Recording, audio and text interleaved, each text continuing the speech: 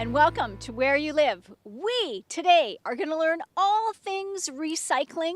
We are going to learn about the top 5 places to go diving in Powell River.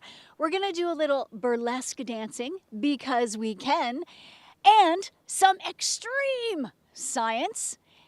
And we are going to start right here in Powell River with the team called Let's Talk Trash.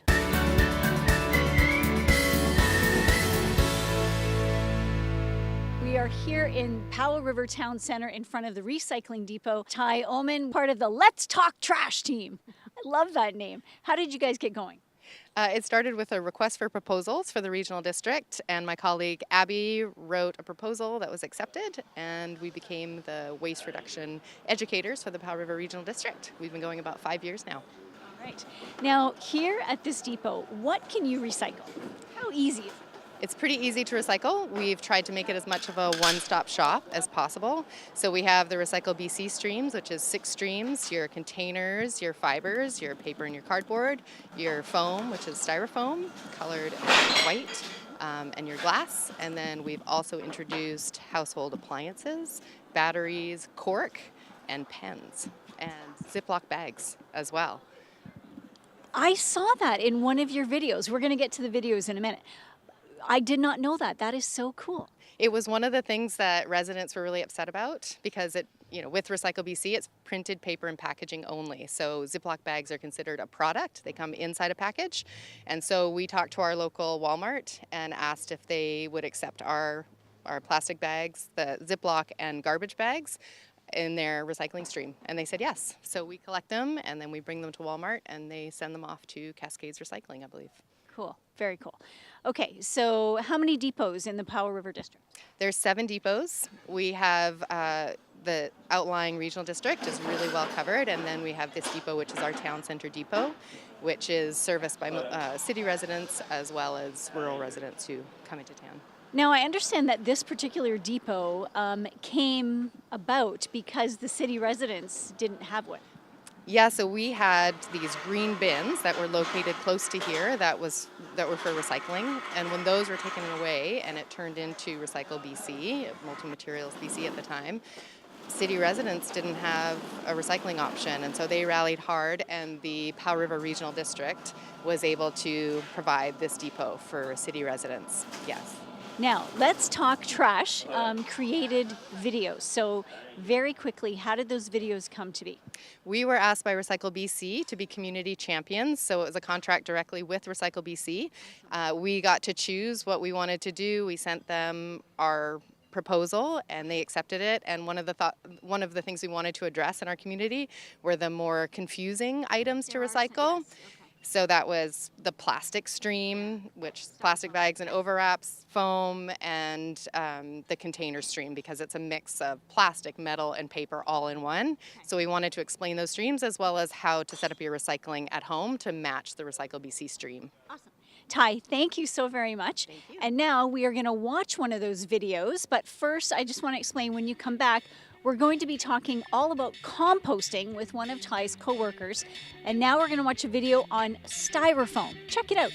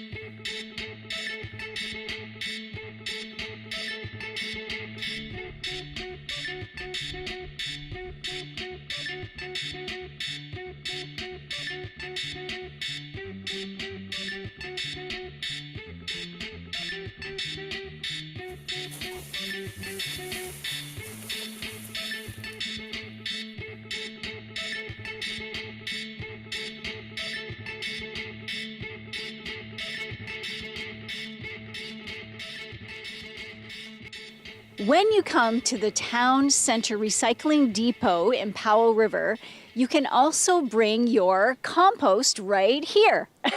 And joining me is Ingelise. Now, Ingelise, explain to us about the composting.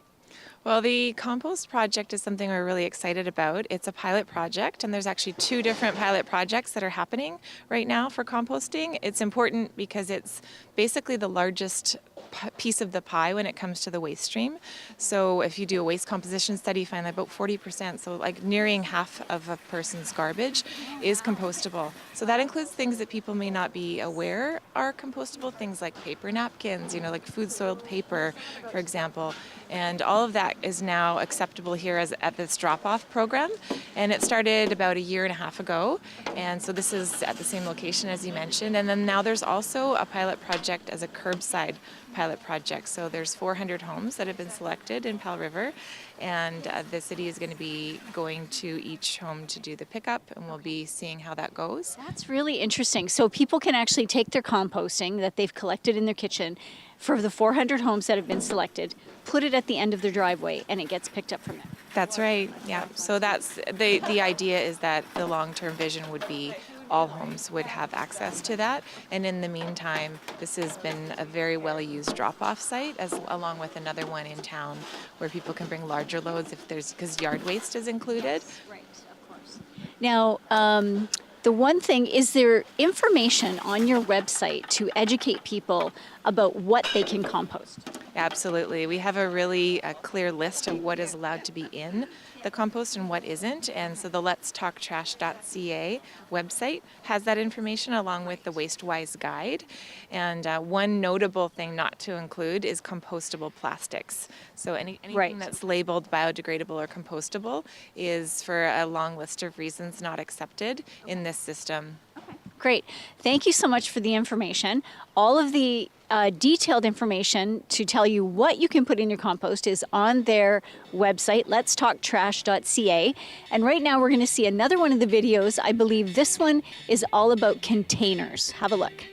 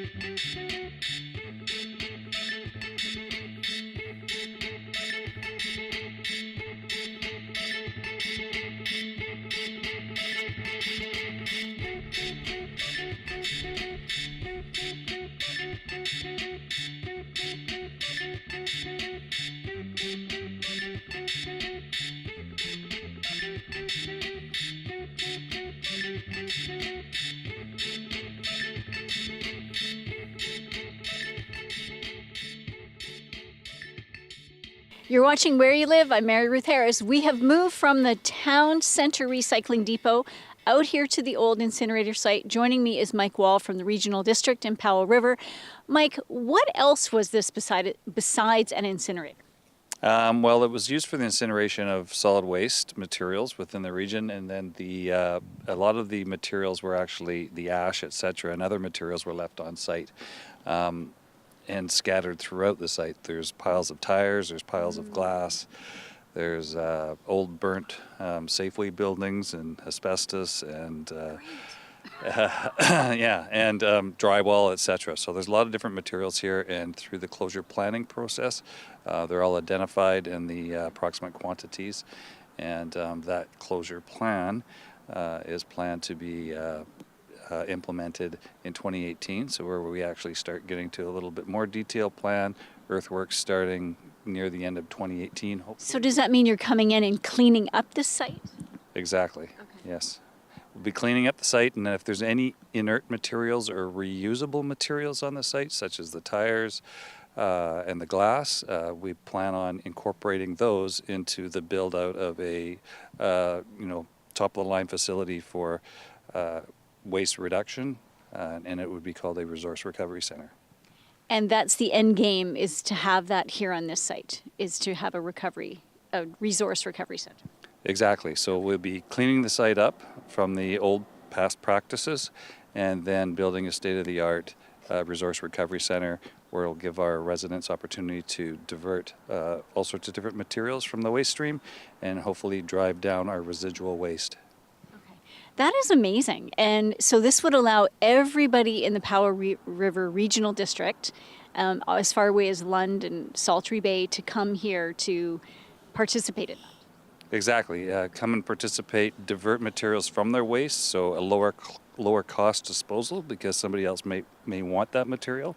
And also on that flip side, the people that want it, it'll give them an opportunity to be able to gather those materials for arts or for building projects and all those type of things.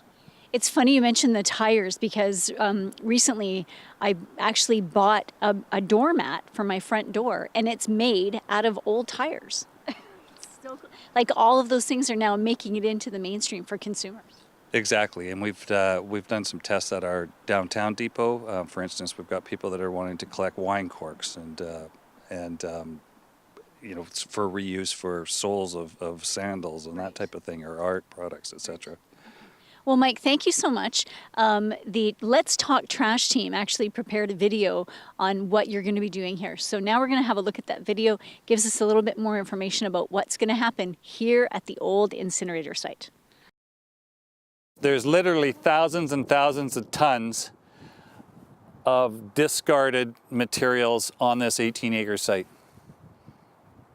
This is only one pile. From the early 1970s to 1995, the Marine Avenue site across the road from Willington Beach was used to operate a solid waste incinerator. This is a giant glass pile. Not only glass, I see a battery up there, there's some window panes. When incineration stopped, materials including ash, glass, tires, roofing, asbestos were left on site. It's not very attractive, and even the tires are trying to roll out of here. In 2017, the Powell River Regional District was awarded a $6 million grant to close and remediate the site and build a state-of-the-art resource recovery center and public green space. We kind of envision Willington Beach to have extra overflow parking, extra area for all the tent campers for the bike race, sort of a greenway that comes and interweaves and works through the resource recovery center and also projects itself further up towards through the forested lands to the complex. Powell River is at a bit of a crossroads with its solid waste management. Currently, we are exporting our solid waste 770 kilometers one way to Washington State to a landfill. We identified the opportunity to accomplish two things on the site, not only the remediation, but also the build out of a resource recovery center. Materials can be diverted from the waste stream for use by local artisans, for repair, and also will enable disposal of non-recyclable items as residual waste. For the Resource Recovery Center and residual waste transfer, we've studied many recently built sites to look for best practices and the build out of the facilities. Since this facility was all about facilitating zero waste, we wanted to design a facility that had as many green features as possible, that walked the talk. Natural daylight, green roofs on the scale house and on the operations building, a geothermal energy, a slinky is how we get our heating and cooling, rainwater harvesting. The whole site actually has been landscaped to meet zero waste principles, and this facility, we did actually build it to LEED Gold standard. So this site right now is deemed a contaminated site by the Minister of Environment, and we're struck with having to deal with it. But really for us, once we remediate it, it's this incredible palette to build this vision. This opportunity doesn't come around to every regional district or every local government. We're really fortunate to have been awarded the $6 million, and here we are. We're going to be able to clean up the heart of Powell River and make it actually the green heart of Powell River.